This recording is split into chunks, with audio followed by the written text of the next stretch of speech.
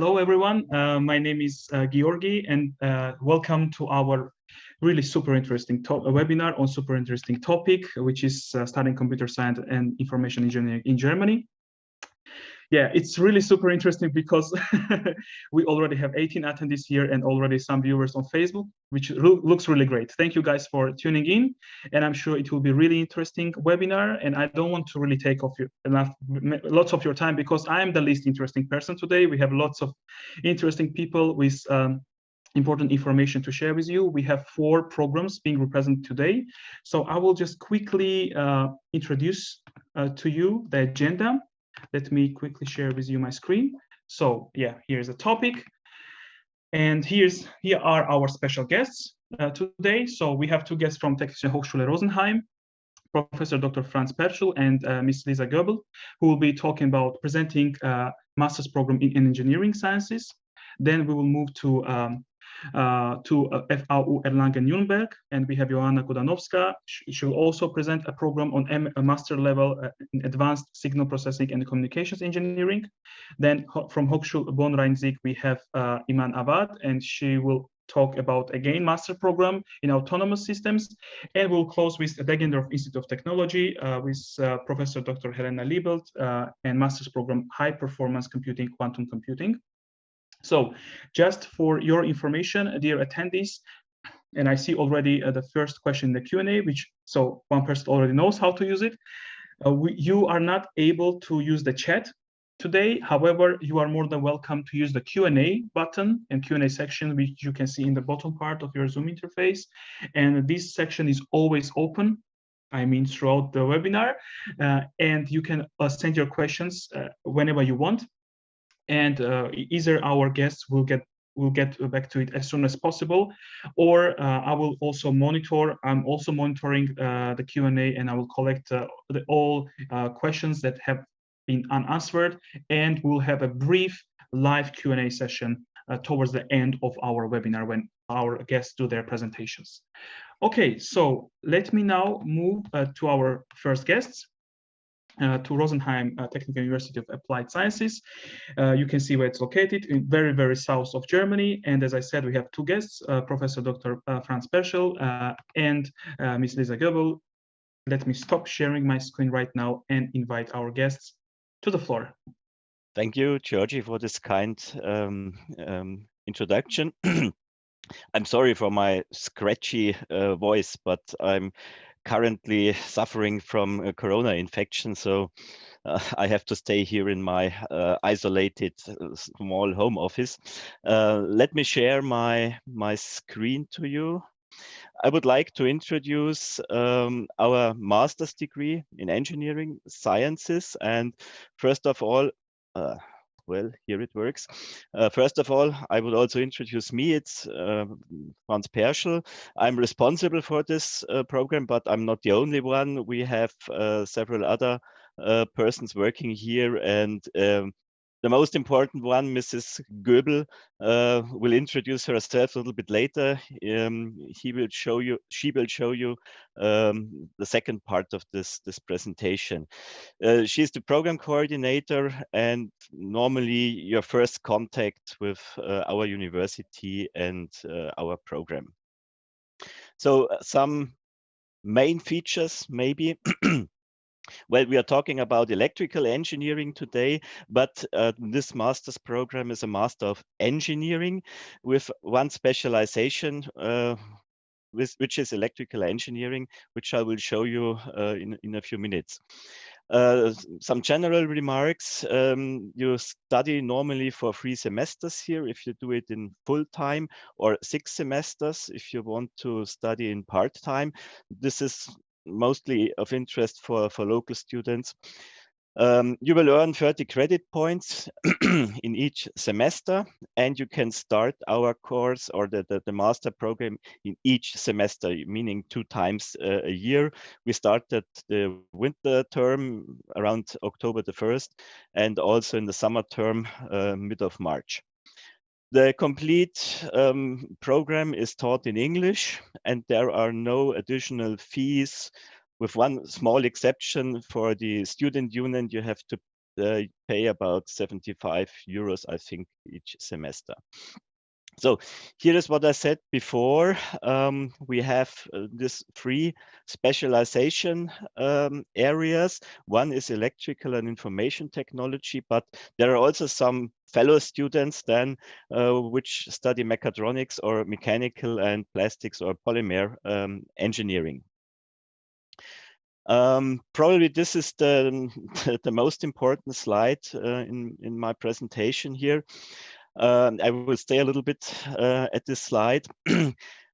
What you should know is that all our lecture modules are organized in so-called module pools. You can see here the modules MG up to MP. Every student is free to choose the modules he or she is interested in. There are only a few small restrictions. The restrictions are that each student has to earn a certain number of credit points in each of the module pools. You can see how many credit points you should gather in each pool here on the right side.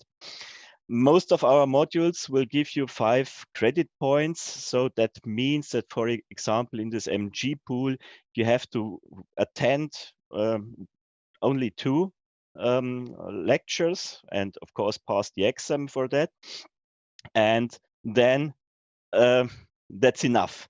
So the MG modules, for example, focus on mathematical and on mathematics and topics of natural sciences, like electrodynamics, solid state electronics, and for example, fluid mechanics. Well, fluid mechanics is maybe nothing for electrical engineers, but you remember we have several other specializations, and it's maybe of interest for mechanical engineers.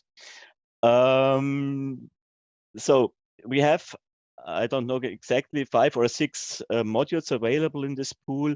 So you have to take 2 of them, and that's okay. The same is true for this MA module pool. It focuses on special applications like real-time systems, integrated circuit design, mixed signal systems, or model-based development, and so on. The MV pool is the biggest pool we have. Here you find modules, or here we collect the modules which are specialization specific. For electrical engineers, we have 2 focus areas. One is more on automation, the other is on communication technology. Especially the electrical engineers can choose between 9 different modules, and you see from the number of credit points, you have to participate in 4 of them. And that means that you normally have enough of choice. The MF group here is our modules which are completely free. We have around 15 modules provided by our faculty. There are several language courses which can be counted here, and several other courses from different faculties. I think in total we have about 25 courses which you can take here. The last but most important pool is the MP pool. It consists of a master's project and the master thesis. The master project is a project where you normally work together with a small team of other students on a project provided by my colleagues, by the professors. Normally, my colleagues provide around 20 to 30 projects each semester, so there is enough of choice, and you can, normally everyone finds what he likes to do. The master thesis is the final step towards the degree, of course. You can write it directly at the university on a topic provided by one of my colleagues, or you can try to find a topic in a company and then you write normally also the master's thesis in the company, and it's only supervised by 2 professors from our university. At the end, you will have 90 credit points, and that's enough normally for your degree. Just a few other things to mention. We are a University of Applied Sciences, so we have a very practical oriented education. So that means that most of our lectures are accompanied by practical experiments, lab courses, and well, in a lecture, you will sit there with about, I don't know, 50 or more students together. But in the lab courses, we make very small groups, mostly 10 to 15 students. And there you can work with modern equipment. Well, to be honest, not everything is modern, of course, but it's quite okay, I think. One last thing to mention, the admission requirements we have. Of course, it's an engineering master, so you need some engineering bachelor, which is the primary requirement. You also need good knowledge of English language, because all our lectures and lab courses are in English. And of course, you also need at least a little bit of knowledge of basic knowledge of German language, because you live in Germany, in Rosenheim, for 1.5 years. And it's not so good if you cannot speak with other people. Not everyone speaks English, or speaks English well enough so that you can talk with him. Okay. That's all from my side, and I would like to hand over to Mrs. Göbl. Thank you very much, Professor Perschl. Hi, everyone. My name is Lisa. I'm the program coordinator for the master's degree program Engineering Sciences. And as Professor Perschl already said, I'm your first contact person when it comes, or when you're interested in the program, or when you have any question about application, just send me an email and I will be happy to help you out there. So now you've already heard more details about the program itself, but what might be also of interest for you is the location of Rosenheim, and also the surrounding area, and which might just influence your student life. So Rosenheim is located in the southeast of Germany, in the state of Bavaria. Yes, it's located in between the 2 biggest cities, Munich and Salzburg in Austria. So you may have already heard about Munich, maybe from the soccer team or from the Oktoberfest. It's only 50 kilometers away from Rosenheim, and it can be reached within about 30 minutes by train. So it's pretty close, and also if you plan to have a student job there in Munich, it's really easy to reach, and Rosenheim is a good traffic connection in general. Rosenheim is a medium-sized city with about 70,000 inhabitants. It's really it has a lovely city center with nice buildings and a Mediterranean flair, as you can see here on the pictures a little bit. And it also has two rivers running through the town, so it's a really nice city to live there. And we can switch to the next slide. Not only the city, but also the surrounding of Rosenheim, the region around Rosenheim is really nice, because we live in a region where people really go on holidays. So we are really close to the mountains, to the Alps, which offer plenty of leisure activities, especially when you like to do sports and just in general like to enjoy being in the nature. So you can go hiking, biking, skiing in the winter. And we also have a lot of lakes. So a couple of lakes can be reached by bike within 20 minutes from Rosenheim. So this is pretty cool. There's a lot of things to do for you there as a student. And we can go on. Yeah, here we have some facts and figures about our university itself. So similar to the city, we are also a medium-sized university of applied sciences. We have 6,400 students roundabout and 170 professors, and all in all 260 lecturers. We teach in 5 core areas: in business, technology, design, health, and social, whereas technology is the biggest part, or the field where we specialize the most. Our USPs are, or what's so special about our university is that we have a really good professor-student ratio, which Professor Perschl already mentioned before. Especially the exercises are conducted in small groups, which is an advantage for you because you have direct contact to your professor, to your lecturer. Furthermore, we follow a very practice-oriented approach. So our degree programs are adapted to the practical requirements of the industry. So you will have, accompanying exercises to the lectures, which really help you to assimilate the knowledges. Then we can go on. Yes, thank you. Another important topic for you is application, especially the application deadlines. So for the winter semester, you can apply from the 1st of May until the 15th of June. And for the summer semester, you can apply from the 15th of November to the 15th of December. Our lecture periods in the winter semester start on the 1st of October and ends on the 14th of February. Then you have 1 month of semester break. And then the summer semester starts on the 15th of March and ends on the 31st of July. And then you have 2 months of semester break, which is really nice just to either work or go on holidays. The exams always take place approximately 3 weeks before the end of the lecture period. Then we can go on.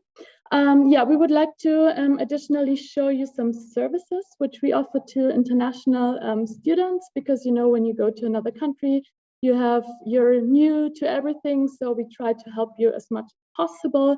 So for example, we offer German language courses so that you can just improve your level of German, so that which will help you in your daily life and also in your lectures. We also offer, or our language center offers, a language tandem, which means that you will have a partner and you learn each other's language. For example, if your partner is a native German speaker, you have the possibility to learn German with him or her, and he or she can learn or study your native language. So it's a really nice program to get into touch with each other and just learn a language. When you arrive here, we will have a study start program for you at the semester start. So there we show you the university, show you our IT systems. We organize some events, like this semester, for example, we did a trip to Lake Chiemsee, which was really nice. So we try to help you to get in touch with each other and have a good start. And also we will have a student tutor who will support you in terms of housing, or if you have any questions about the IT systems or about the university, about everything. So he will open a WhatsApp group so that you can get in touch with each other, and he will help you. And I also want to pay your attention at our Facebook TH Rosenheim International page, where we post current topics and topics on life in and around Rosenheim. So it's really nice to follow. I just like to invite you to follow this page. And last but not least, we have also housing on campus. So just next to the campus, there is a student residence which offers affordable accommodation for students. All right, then we can go to the next slide, and we are already at the end. So I hope you liked our presentation, and feel free to follow our Facebook page, and we hope to see you in Rosenheim soon. Thank you very much. to both of you for this wonderful presentation. And yeah, the questions are pouring in, so I'm collecting them. You can already, if you would like to address some of them in the chat, in the Q&A, but yeah, I'm also collecting because some of them are also interesting to ask them generally. Thank you very much. And let's move forward now to our next presenters so that everyone has enough time. All right, so we are moving a bit northern to the Germany, not very far from Rosenheim, but still. So we have our guest, Joanna Kudanowska from FAU Erlangen-Nürnberg, and I would like to invite her to take the floor right now. Thank you very much for inviting me to be able to present my study program. I have not prepared a presentation. I will work with my website because I'm having a small movie here on it that I want to show. Maybe at first I want to introduce myself. I'm Joanna Kudanowska. I'm the coordinator of the program. Yeah, it's a kind of really special program. It's an elite master program. So we are getting a special fund from the state of Bavaria. Here it's called the Elite Network of Bavaria. So we are getting a lot of money and we are spending this money on our students so they can benefit from that.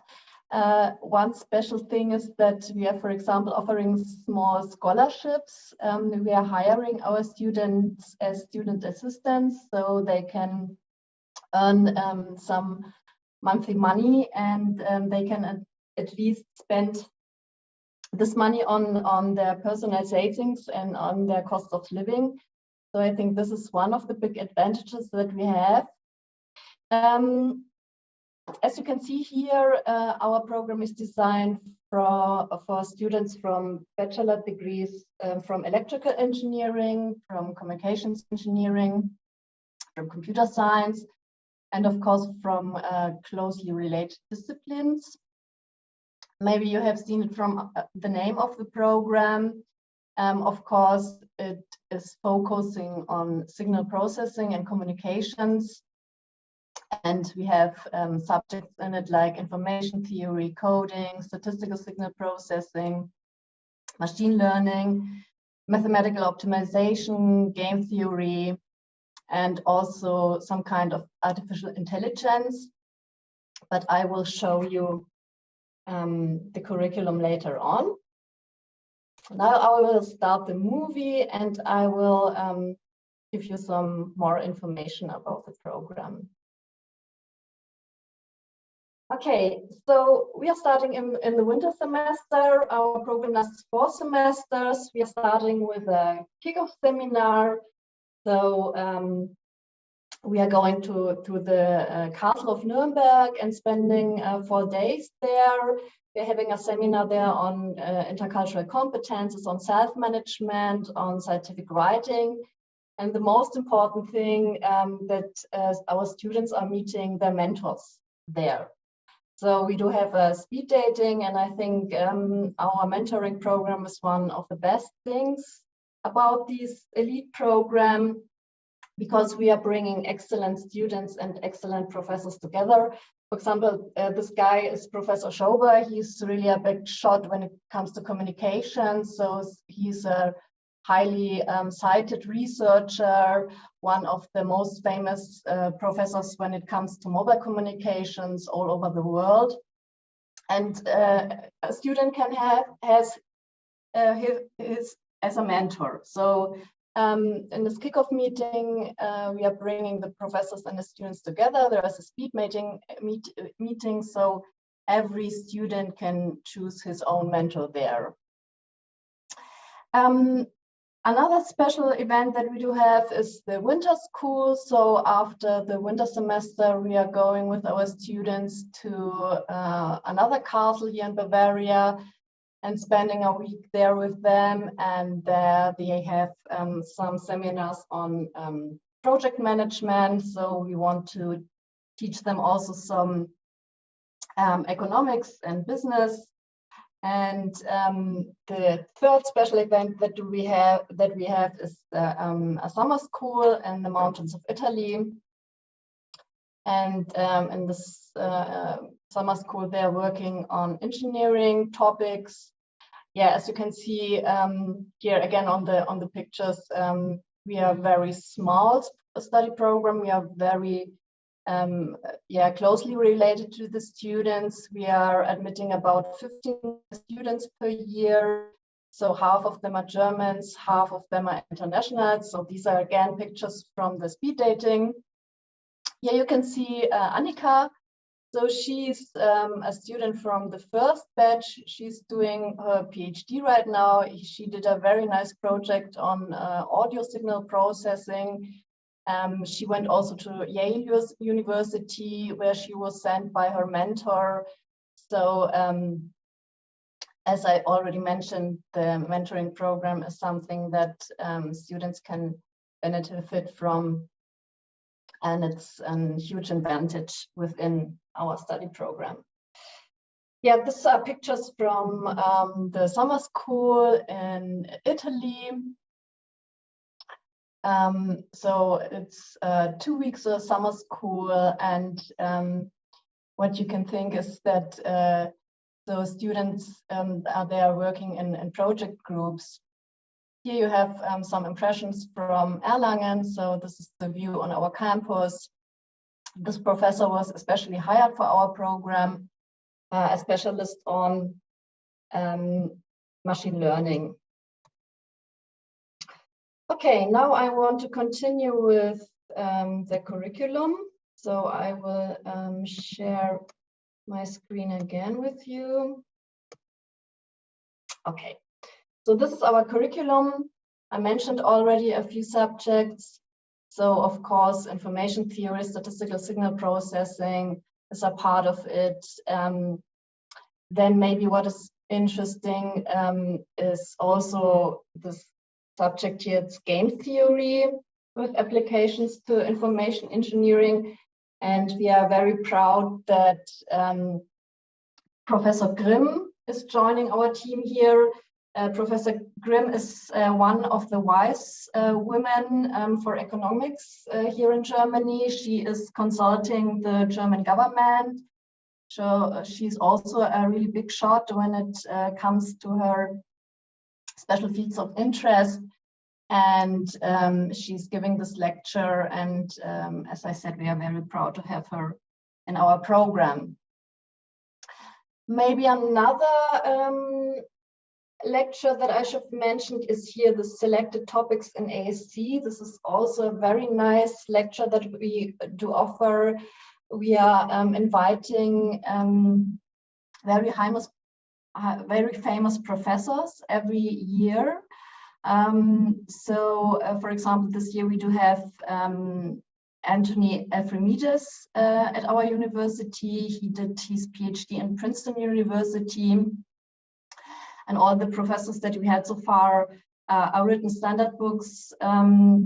Professor Ephraimides, especially on coding or random processes. We had also Professor Tolino for the selected topics. She's from Bell Labs in the US. The advantage here for the students is that they can do also the projects with the professors that we are inviting. And for example, Professor Tolino took many students from our program to Bell Labs, and they did really great projects with her. I already mentioned the project, so we do have here a major project. We have also a minor project in the mandatory elective modules, and we have the master thesis. So the students of ours do 3 projects, and this is evaluated very high also by industry. So we received the feedback that this is also a big benefit. And our aim here is also to shorten later on the PhD time of our students because they have worked already on 3 projects. And so you can see here that our program is very focused on research.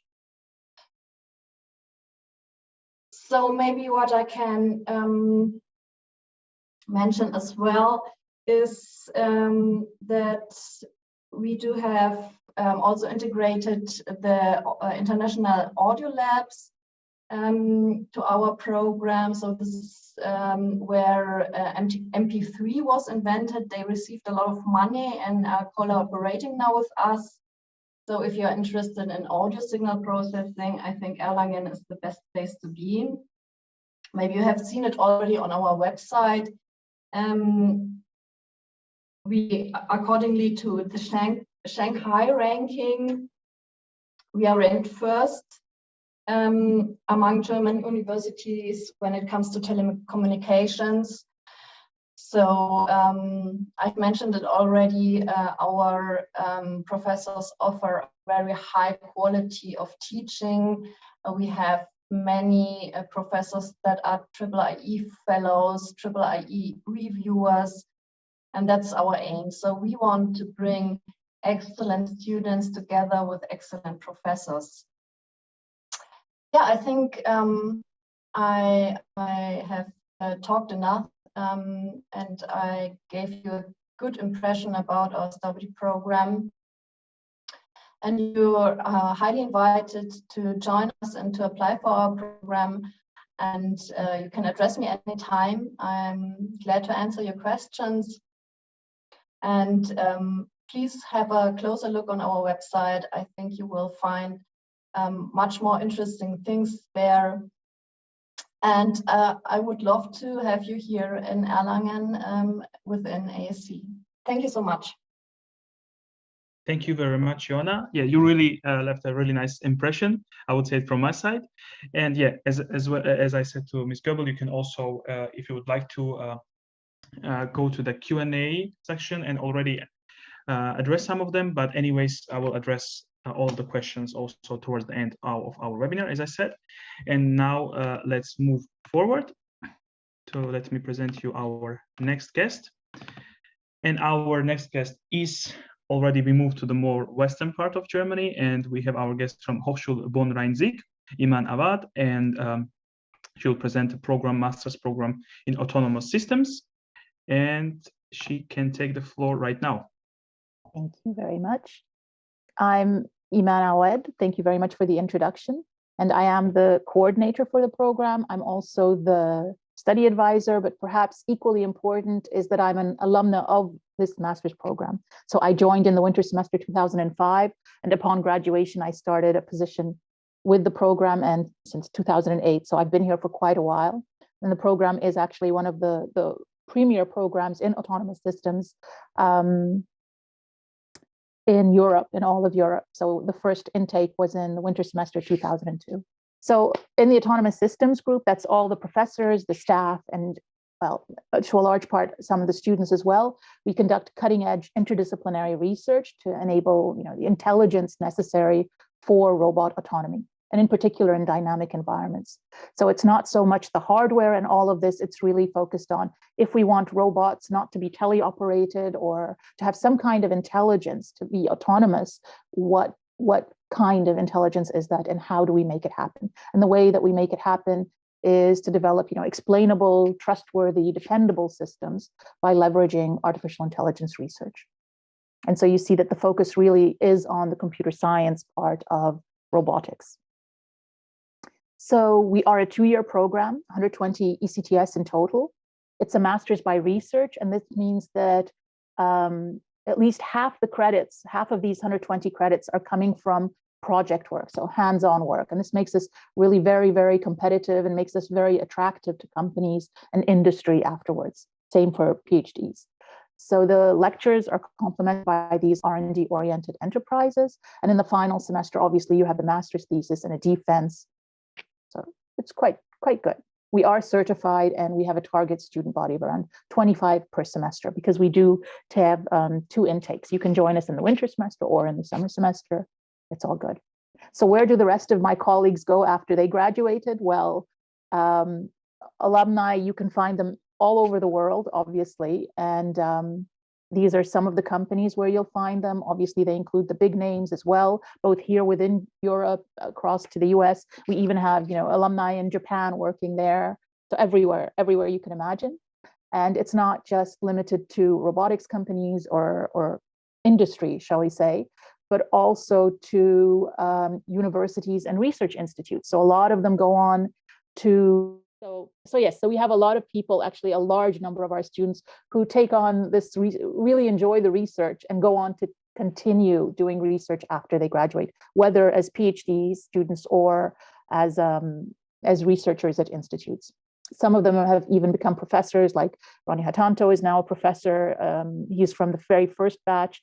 Just earlier this year, one of our other graduates is now professor at the University of Groningen, and so on and so forth. So this is the what our course and curriculum look like. They're split into lectures, obviously, seminars, and lab course, as well as research work. So you have the first semester, everybody takes the same things. These are the core courses that you take. And then in the second semester, there is again some seminars and lab classes that are compulsory for everyone. But then you choose either 3 or 2 electives. And the following semester, you choose another 2 or 3 electives, depending. And at the same time, you're working on your first R&D project, which is 15 credits, so half the credits of a semester. And then at the end, in the 4th semester, you're basically taking 1 seminar and you're carrying out your master's thesis work. Right, so here are some sample electives, just to give you an idea what our courses are about. You have things like robot perception, natural language processing, automated planning and scheduling, multi-agent systems, you name it, deep learning, all of this. All of it is there. So also to give you an idea of the kinds of R&Ds and theses projects, these are some of the titles that our students have worked on, just as an example, right? These are the kinds of things that they're doing. And at the top, so I mentioned that we are an international master's program, but we are also very special in that we were founded by what's called the BIT institution, so the Bonn-Aachen International Center for Information Technology. And this is a partnership between the University of Bonn, RWTH Aachen, and our own Hochschule Bonn-Rhein-Sieg in cooperation with the Fraunhofer Institutes. And the Fraunhofer Institutes are the largest research centers within Europe, right? So in that sense, a lot of this work is conducted together with them. So if you join us, for example, here is this semester's first semester schedule. And you see it also does include German language, because this is offered for free by our language center at various levels, but mostly you'll find the core courses there as well. Okay, so some of the really cool things about our program is that it offers you the opportunity to be a part of really high profile research projects. So our professors are extremely active in the scientific community, both nationally and internationally. So again, IEEE fellows leading certain of the committees, all of this, and they are prolific project proposal writers. So we've secured EU funding for numerous projects. All of these are projects that we've secured funding for, and oftentimes the R&Ds and the master's theses are written in the context of these projects or in the context of work being carried out at Fraunhofer Institute or what have you, or of our PhD students' works. So it also offers you the opportunity to work with state-of-the-art robots. And here you see really a timeline. So in my day, we had Johnny down in the bottom right, or almost the bottom right, and you have Jenny, and the latest one is the Toyota HSR. It's a really great opportunity. You can also join the BitBots team, and the BitBots team, well, we've been active in it's an international RoboCup robotics competition. So again, based on intelligent robotics, autonomous robots. And we've been in the at-home league since 2007, in the at-work league since 2012. We've placed first numerous times, a number of times in both leagues. And previous to that, we did mid-size league soccer. That was in my time when I was still a student. But we've always managed a spot on the podium regardless. So in addition to that, we really encourage you to study abroad. We have double degree options with the University of New Brunswick. We've had quite a few people who do that. So you spend a year with us and a year there, or at other universities as well. We have lots of guest lectures. So for example, this semester we have a visiting professor from there, Professor Ken Kent, in person here giving a course. And supervising projects and so on. And I mentioned already the third-party funded stuff. I didn't mention that we prepare you, it's the multidisciplinary aspect that's really incredible. So while we are looking for people with sufficient computer science backgrounds, that does sometimes include electrical engineers or mechanical engineers when they have the additional computer science background as well. So another really cool thing is the mentors. So this is for each student, they can choose one professor from the whole Department of Computer Science, and whether it's a personal problem, an academic problem, you name it, they have this one-on-one support. They also have study buddies. So our own master's students volunteer to help admitted applicants even before they arrive, if they have questions, if they want to know what's the best way to do this or that, or something about the program. And even once they have arrived, they have this support from the study buddies. All right. So we are internationally accredited. The study is in English, and this is really nice because you get the opportunity to study in English while you're living here and to learn German for free at the university. And obviously, again, we have no tuition, but there is this semester fee that includes the free public transportation. So I mentioned living in Germany, and I have to say, I know everybody is partial to and biased towards the area that they are in. So we are in the Bonn-Rhein-Sieg area, and the Rhine and the Sieg are rivers. So you're talking about the area between those two rivers. It's absolutely gorgeous. Bonn used to be the capital of West Germany, and capital of Germany for a while. And we have a lot of that heritage still around. We have many organizations like the United Nations, Deutsche Telekom, DHL, all of these have, DHL, sorry, they have their headquarters here.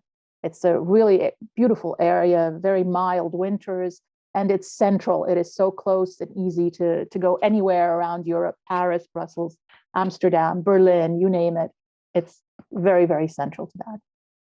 So just as a quick example, we have one of our alumni now, Ganesh, and you see his Instagram link there.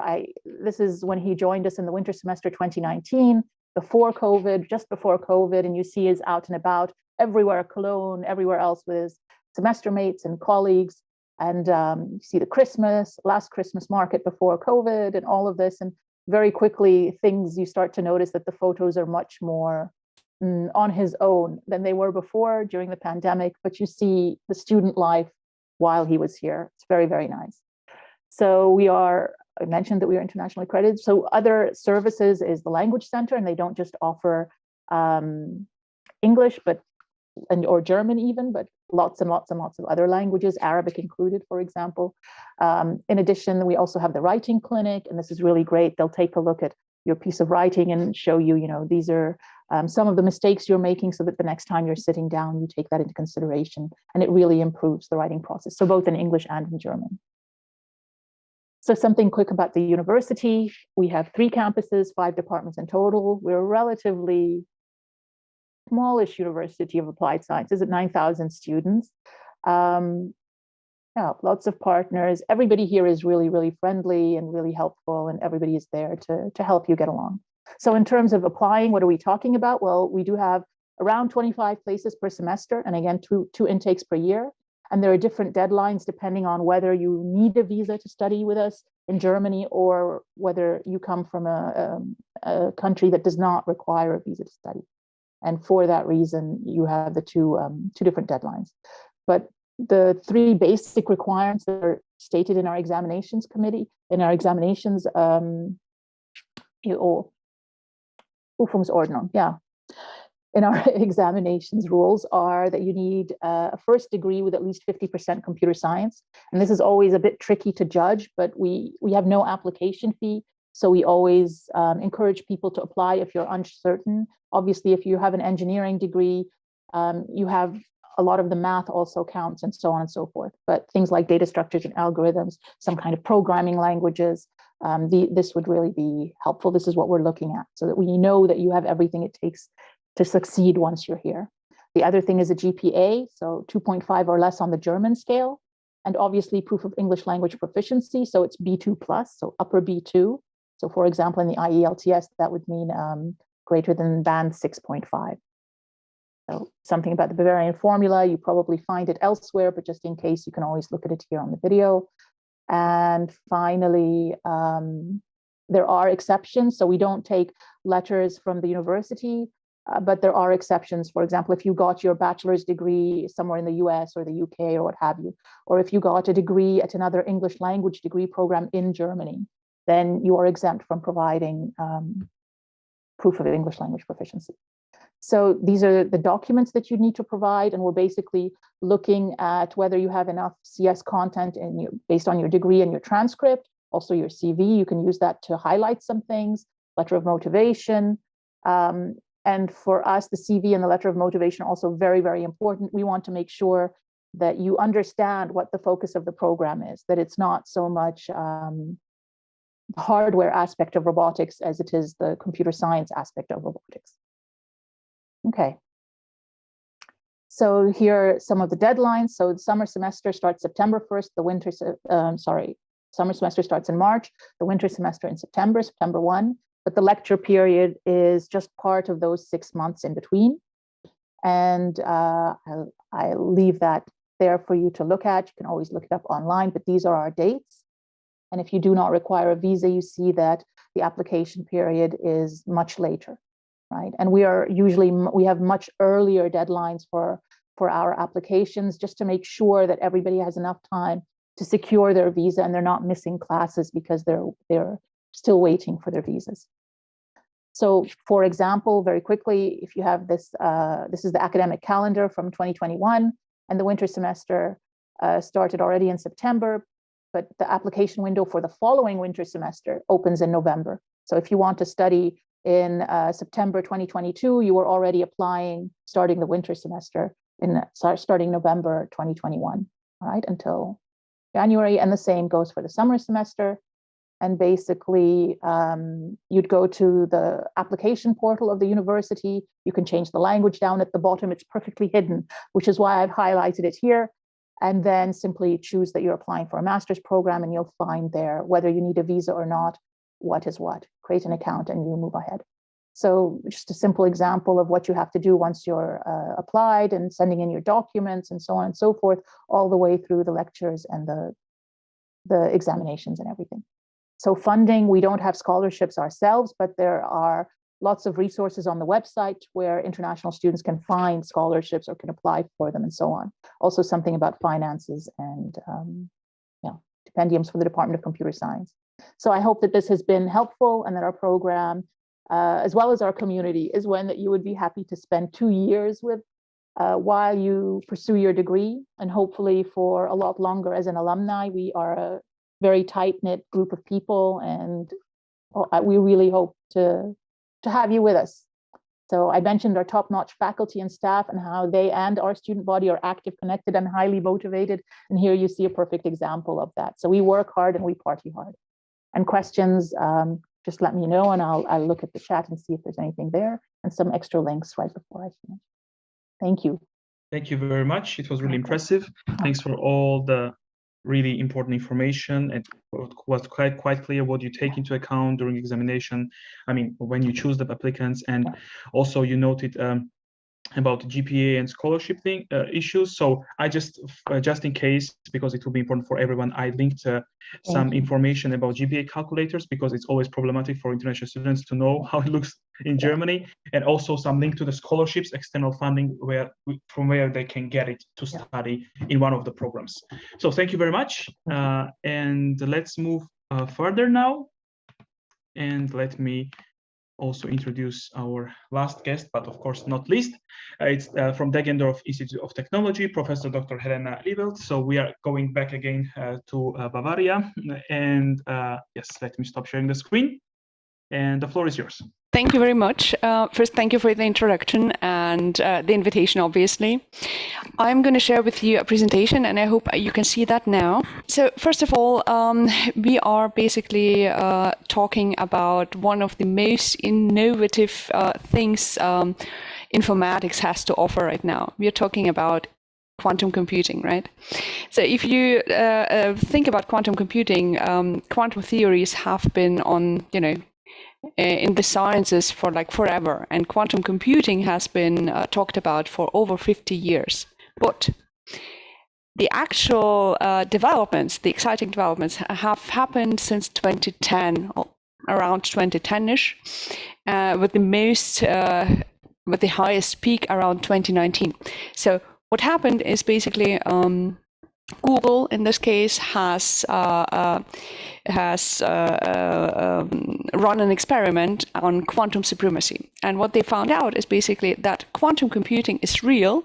It's not just a ghost or a research subject, but it is indeed real and helpful and superior to conventional computing in some cases, right?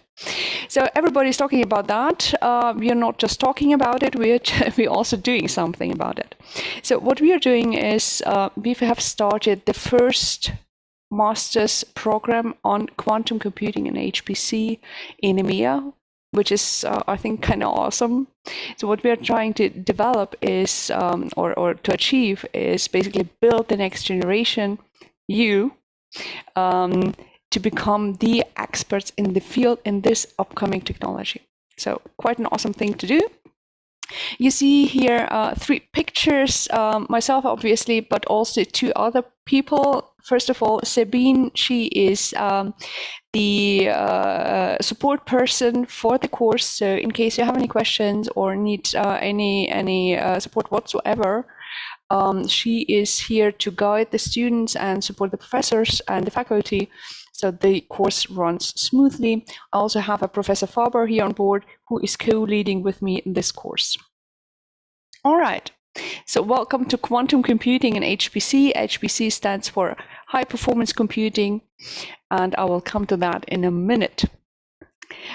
As we just heard, we are back in Bavaria, and obviously this is the most beautiful state in Germany, of course, but you can see that already on this beautiful picture. So this is our university. It's not near this castle, but we have plenty of them on our own. Actually, the river Danube is running through our campus, which is awesome as well, right? So what you can see here is also some facts on our university. First of all, we have about 29% of our students are international students, right? So the level of international participants is quite high. It's actually extremely high, to be honest. The additional thing that makes us unique is the diversity towards a number of campuses we are actually driving. So basically what we have done is we have a main campus in Deggendorf, the beautiful campus with the Danube running through it, as I mentioned. And here happens the teaching of our soon 8,000 students. But we also have some other locations which are focused on research. So basically all across lower Bavaria, there are sitting campuses, research campuses, with specific topics like here, digital economy, society, sustainable management, but also in informatics and machine learning and all the beautiful topics we are talking about. But also what we are doing is cooperation with other research facilities and industry, which is quite heavy with our university. For example, I myself am also the director for quantum computing in EMEA for Intel. So there you go. And many of our professors are doing similar things as well. So you have a high degree of industry participation in research, but also in academic work. So we have guest lectures from our partners who are providing the latest and greatest developments in those major drivers of those technology, right? All right, let's go on. What do we have in our campus? Just for overview, we have 8 faculties. So basically in a whole bunch of different topics. We have all in total 33 bachelor degrees, many of them in English, in the English language, 19 master degrees, but this is again all growing, so this changes all the time because the university is steadily growing. For starters, we started 26 years ago with about 1,000 students, and now, there we go. We also are offering part-time bachelor and master degrees, meaning that you can continue working if you wish to do so, but still pursue your higher education as well, right? Okay, so what additional services do we have? Beautiful things, and I always include this in my slides, our beautiful library. And why do I do that? Even if you decide not to come to our university, you still need to consider the importance of a library, not only in the final 2 weeks before the exams. So this is always a nice thing to have. And what our librarians have done, and I love them for doing so, they're actually opening up the doors 24/7 during the exam period, right? So, and this is an example on how student-oriented the university actually is. All right, what do we have? This is the campus actually. So you see here we are, right? This is the campus, and here's the river. So you can do the whole Greek university kind of style and have your lectures under the trees, which is kind of beautiful. And some professors indeed do so. Again, the campus is kind of separated or distributed among different faculties, you can see here, but is also expanding all the time across, the city and across actually city borders as well. Our student organizations, this is one of the things that I'm very excited about. Actually, I myself am an alumni of this same university. That should tell you how great it is, because I really did come back. And one of the great things is actually the student organizations. So you have a whole bunch of different things you can choose from, whatever your heart desires, actually go towards those student activities and workshops and clubs and all that. So this is, there are two aspects to that. One is the social component. So you are not alone, right? And we know COVID has been damaging to our social lives for everybody, but here you have a company, here you have your social group, and on the other part, in those student organizations, research happens as well, right? And great research to that. For example, Fast Forest is one of those student organizations where they actually develop racing cars, right? And this is amazing. So they have won numerous times in international competitions with their solutions. So quite an amazing feat with that. All right, so let me talk about quantum computing. As I said before, everybody's talking about that. That means it is on the agenda with people. And this is actually a picture from the high-tech agenda in Bavaria, right? So the Bavarian government has decided to invest in this particular topic because we know, we not only think, but we know this is going to be important, right? And so what happened is basically, we are investing in some specific areas. One of those is called super tech, meaning clean tech, HPC, and quantum, exactly the things we are providing with our master course. And on the right, you see a picture. And for those of you who didn't know what that is, on the left, this little guy, this is the conventional rack, conventional server rack, right? So a bunch of pizza kind of boxes in here. These are the standard servers packed in here.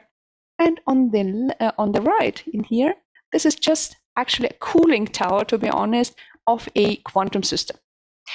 And what will happen in the next decade, or actually two, probably, we are going to have a symbiotic development, right? One will not coexist, or one will not exist without the other. And this is actually a fact, right? So meaning for us, we are not only teaching you the physics for a quantum computer, and we are not only teaching you how to build and develop and manage and so on a quantum computer, because actually it will be kind of useless, right? In the short term or midterm. But we are also teaching you the other part, the HPC, because only with that component, you'll be successful in actually driving this technology, right? All right. So I don't know which one of you will go into informatics and particularly in quantum computing, but the concept is, as I mentioned, it's close to 100 years by now. The quantum physics concept as such, which means if you look at the standard conventional computing, you have basically if you spin your dime, it's either going to come up with heads or tails, right? In quantum physics, you have all, you have heads and tails and pretty much everything in between when you're spinning it. And this is a very unique concept. So what happens is in quantum computing, we are trying to use this feat, right?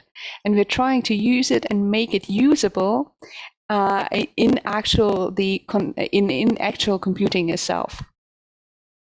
So let's look at the quantum computing applications. What we are trying to do is give you a real life experience and introduction to real life examples in the market. And some of them actually, the low-hanging fruit, let's say, for quantum computing are around climate research, which kind of, applies to everybody on this planet.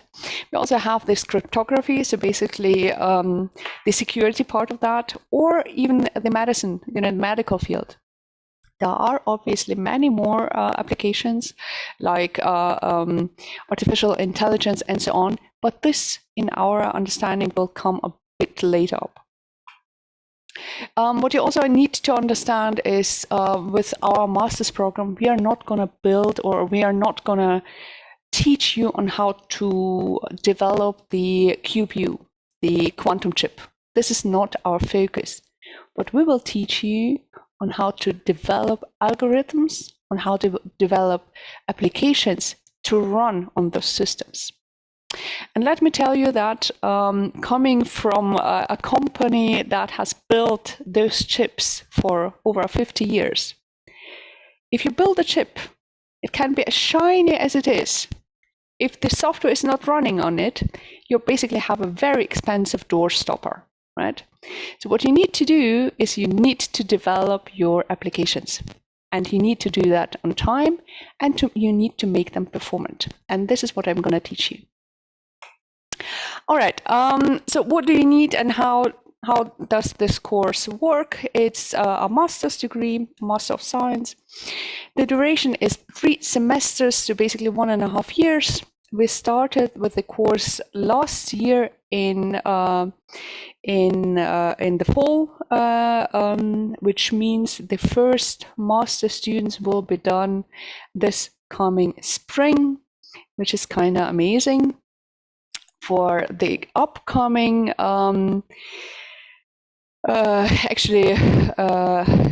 the upcoming degree, you will need to register in during the winter time. So we will start in actually summer next year. All right. So that was an exception for us to gain some momentum, to get some experience with the course. The course language itself is English, which I think is quite important. So we are again following our Prime Minister who declared we are going to bring the brightest and the best to Germany, to Bavaria, and this is what we're going to do. So you're free to apply for this course, and there is actually a test. So don't be afraid. If you're good in math or physics or informatics, you will do fine, but that will give you an advantage because this will be a highly application-focused and challenging course, which will basically lay the world to your feet, to be honest, because as an expert in this field, there are not that many around, right?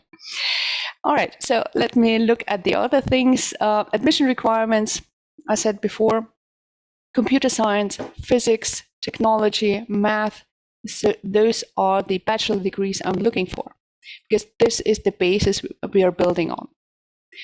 English B2 level or German A1 level are also requirements because the courses will be in English, but I actually would like you to be comfortable in Germany, so we will be offering some additional courses in that in the German language, which I highly encourage my students to take. They are basically for free in our language department, and they will teach you and support you in, getting some additional knowledge in that. We do not have any tuition, only the student services, like in the other German universities we just heard about. The content I just mentioned, and the application procedure, we will share those slides. You will just need to follow the guidance, and you can send in your application. All right. Let's move on. Focus groups. So what can you do when you are done, right? And the actual application is heavily spread, right? So you can actually engage in IT or IT infrastructure, basically building up those systems, those HPC and quantum systems, and managing them, the classical admin job. You can engage in security and cybersecurity topics. As I said, quantum cryptography is, everybody's rage right now, because this is actually getting kind of scary since the first quantum computers are, going live. So everybody's kind of, counting on the future experts to manage that problem. OS and system design is one of the things. Programming data center infrastructure, which is one of the things some people tend to forget. But again, you need to prepare your data centers to be able to house and host those systems in the future, which actually involves all of the data center design as such. Heating, cooling, to cool down this huge, we've seen that picture of this huge cooling tower, right? The quantum chip is like this. It's kind of a small guy, but the cooling that is required, this is a whole freaking tower. And that needs to be managed, that needs to be built. And here you will actually learn how to do those. So again, it is, for myself, it is, I think, quite kind of important if you go out in the world and you will try to manage and and build those beautiful systems which are kind of expensive. So HPC and quantum is one of the most expensive, IT things you can buy. You will need some basic understanding of economics as well, and also what happens when you have your master's degree. Most of the people kind of land in, or will be tasked with managerial duties. It just so happens because you will be so smart, right? And for that, you will need some basic understanding on how economics works. And this is one of the things that is often overseen, right? Which I try to mitigate, at least with this one thing.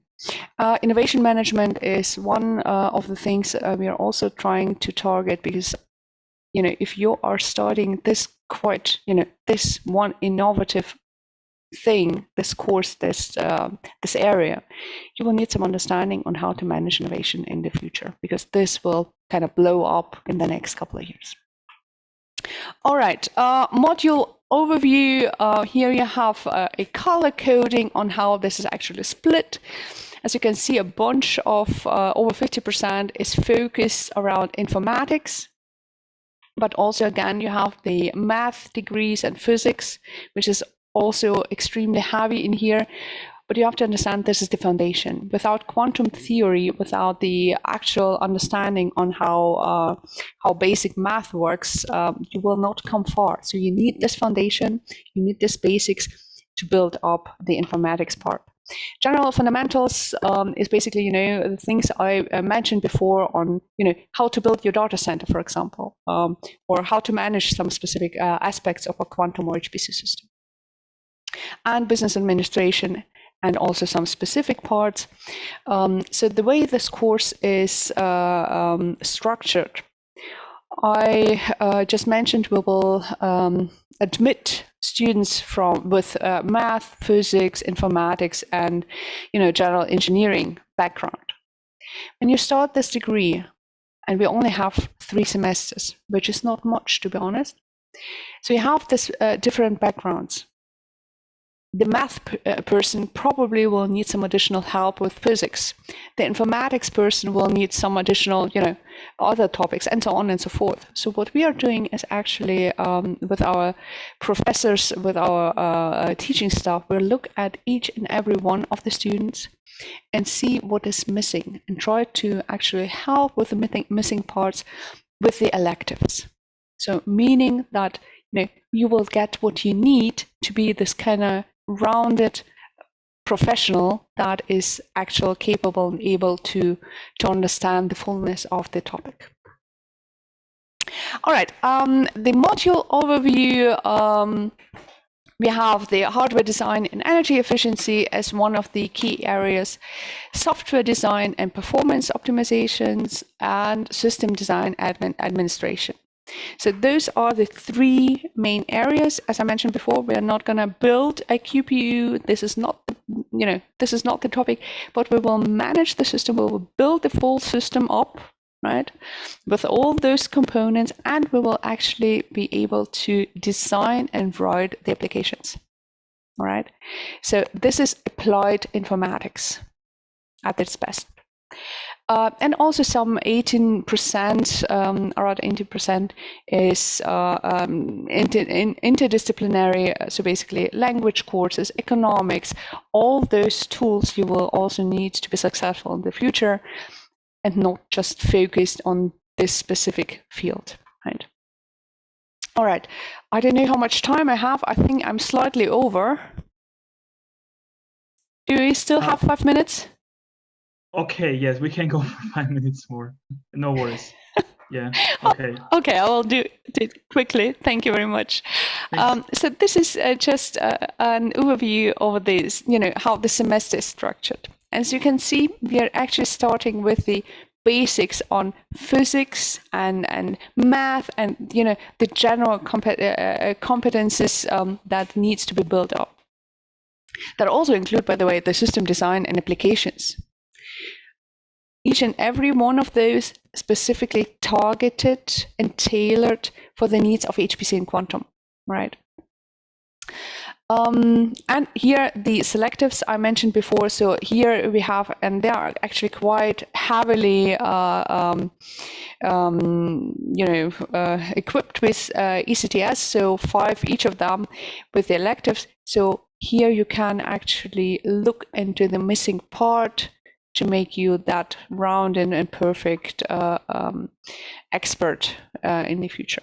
Semester 2 and 3, so basically we will dive into hardware design and efficiency, which is one of my favorite lectures, to be honest. So this is very, very research focused. For example, this semester, what I'm doing with my students is we are building a system with a liquid cooling solution on top of that, which is an alpha state from one of the companies we are working together. So we are basically building it up and designing a set of tests in determining on how effective that is, right? So really hands-on, we'll get to the system and get, down and dirty and experience all the beauty of actually building a system and looking into how to make that efficient, right? System design and applications is the other one. So basically looking into how specifically design applications, build applications, and optimize them to to utilize all the goodness of your system. As said before, you can write a code and it will kind of run, and you can run a code and it will perform. And there's a whole world of difference between those. And in the 3rd semester, you will basically write your master thesis. Again, we have a very heavy collaboration and cooperation with a number of industry partners. So pretty much each and every one of my students already has a master thesis topic and has already started discussions with the potential partners to do the research with, which is brilliant, I think. And to be honest, now we are in the second semester. I think about 2/3 of them already have a job. So that is that should tell you on how actually how the industry is waiting for those experts. All right, this is just an overview on how this is scheduled for the first semester. So you have actually here 2 heavy blocks for your language development and a bit of free space to look into your specific research field and do your projects, which I think is very important. We also blocked the Friday for that specific task. So you are able to work on your papers, you are able to work on your research projects. All right, and with that, I think I'm done. Thank you. All right, thank you very much, Professor, for this quite comprehensive presentation. And let's now move to the live Q&A session, because we have still some time left for that. And let me start. I've collected some questions. So let me start with this one. Actually, it was first asked for Rosenheim, but then it was repeated. So it was a question about living on campus, and I think Lisa already addressed it from Rosenheim side, but I think it's interesting to know from other programs as well. So the person asks, so can I live on campus, or do I have to find accommodation outside? So let's start maybe with once again with Rosenheim to repeat for others as well. So yes, we have a student residence just next to the campus, which offers affordable accommodation. But we have also other opportunities. You can, for example, do your private search on WG gesucht. That's just a common platform here in Germany to find an accommodation. Yeah, thank you very much. Ms. Awaad? Yep. Okay, so I think in most parts of Germany, the dormitories are actually run by a separate institution, the Studentenwerk. And so they have dorms all over different cities and so on. So here in Bonn, for example, there are at least 2 big universities, or 2 universities, University of Bonn and us, and you actually can apply through them. And because you have the semester ticket, you're 20 minutes away. There are obviously other options also in our little area of Bonn, directly behind the university. There are other options, but you would apply to the dorms not through the university, but with this extra, with this other institution, the Studentenwerk. And we could help you, we could guide you in that as well. Thank you very much. And Professor Liebelt? Yes, so we have a bunch of dorms around the campus. So that is usually not much of a problem because they are, heavily funded as well. So it should not be a problem to find one. Okay, great. Good to know. And from my side, as a former international student, I would like to encourage students to, if you want to go to dormitories, please be quick, because many students want it, so you may miss out this opportunity. So as soon as you get admission, apply for the dormitory. Okay, thank you very much for this. Now we have also a question about English skills, which was quite expected. Actually, many of you, I mean all of you, mentioned to a certain extent English skills, but still.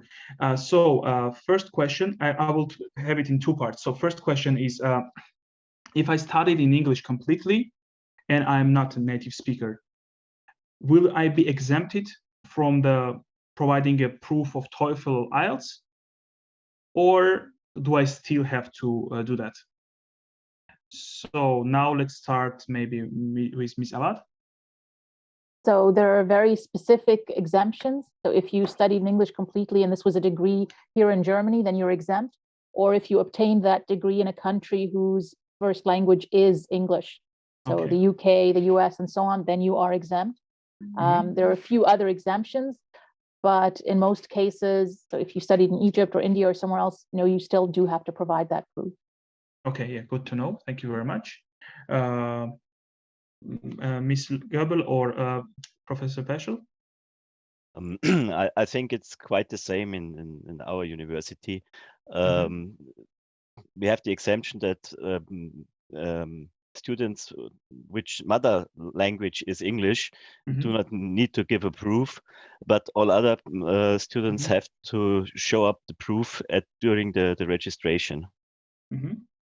Okay. All right. So good to know. Thank you very much. And Professor Liebelt? Yes, I can only say same applies to us as well, right? Okay. Yeah, so it is really important for students to know. Thank you very much for this information. So all of those who are not from English-speaking countries, where the English is not the first language, so you still would need to do that. And one person asked about TOEFL, and just the general information that usually TOEFL is always accepted. So it's always good. TOEFL, IELTS are always on the list. So you could, I would encourage you to go for TOEFL or IELTS. So whatever you prefer. Thank you very much. Also, another question regarding the application procedure itself. Could you please once again mention whether you work with applications directly or you use the services of UniAssist? So do the foreign students need to apply via UniAssist or directly at the university? Now let's start with Professor Liebelt. Yes, so the application usually goes to us directly, and we will do the pre-screening for this particular course, by the way. And the selected candidates will be directed to a additional service partner who will do actually administer the test. Okay, thank you very much. From Rosenheim, Professor Perschl or Ms. Göbl? We are currently changing the process a little bit.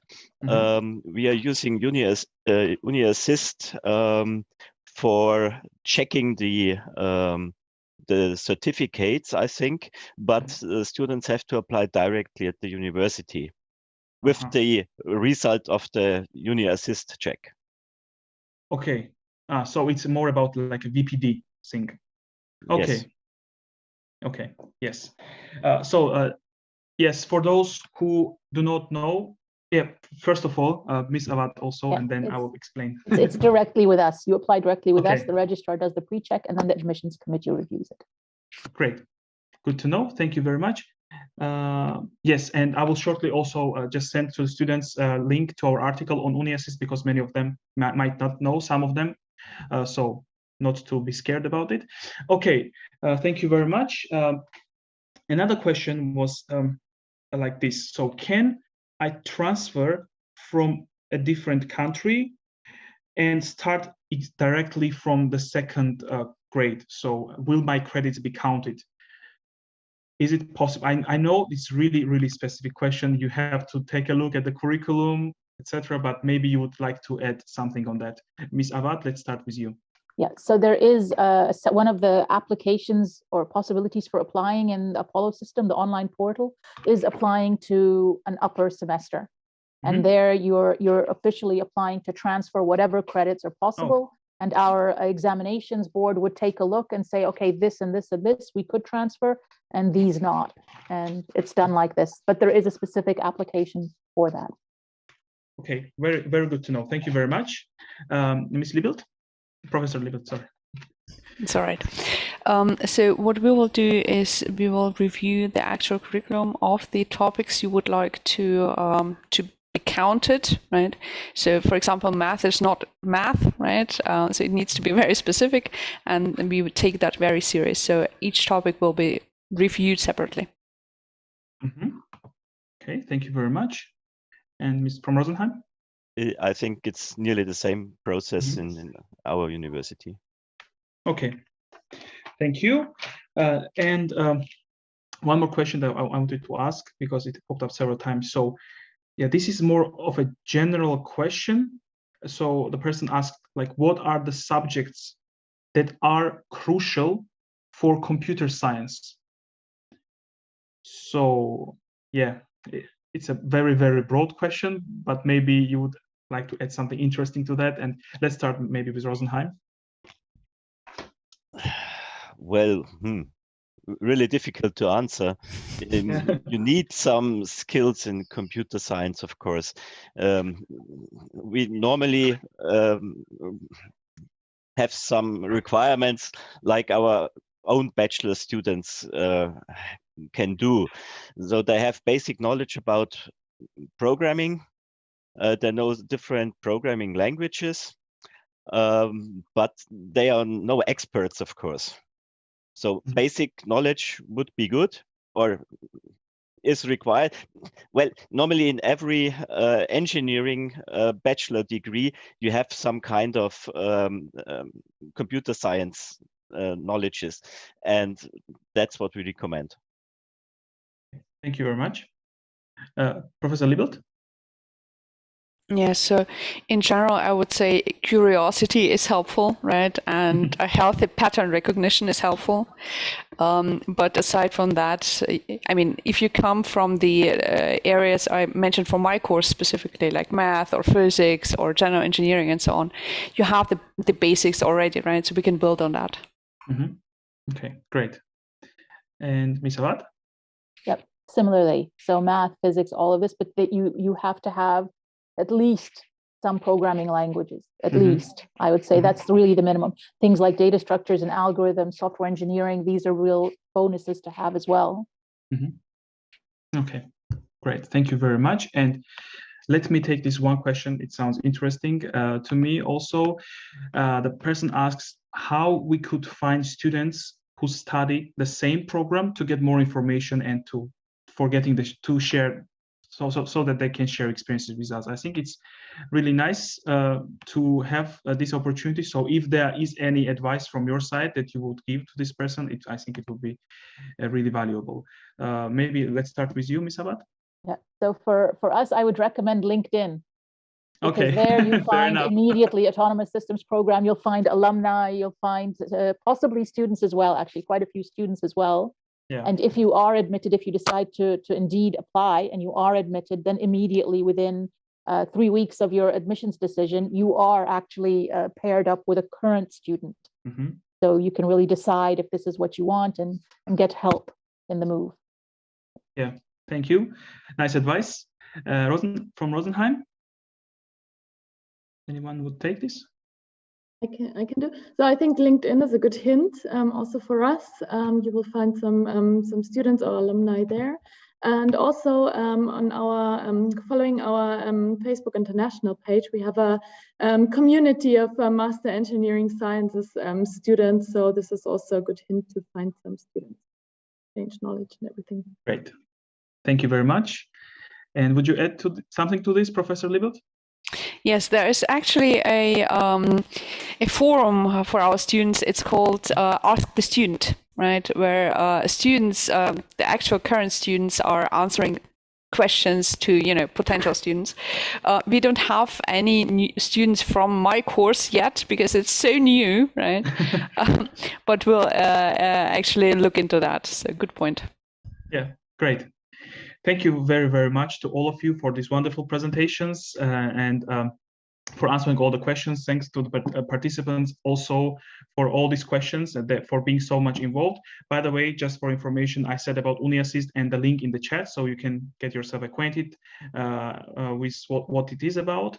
So yeah, here I would say once again, thanks for watching. Thanks for being with us, everyone. I see there are some more questions, and what I would recommend strongly, if you have any specific questions to one of the programs that was being present today, they all shared with you contact information, and you can also easily find all the contact information on the relevant web pages.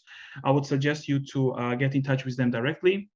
You can see that they're really happy to help you. So I would strongly encourage that. And of course, if you have any general questions about studying in German, like what is UniAssist, how to get scholarship, what about visa? So all of these things we can also address. We are also quite friendly. So you can send us information, your email you can see that our email info@mygermanuniversity.com, or you can send us message on Facebook, Instagram. So whatever is more convenient to you. And yeah, it will be also nice to hear some feedback from your side about our today's webinar, and we always take into consideration your concerns so that we can improve our further webinars. You can give us feedback on Facebook or Google, and here are the direct links also in the chat where you can give us the feedback. So once again, thank you very much To our guests, thank you very much for our attendees, and I hope to see you on our future webinars as well. Have a nice evening. Bye-bye. Bye. Thank you. Bye.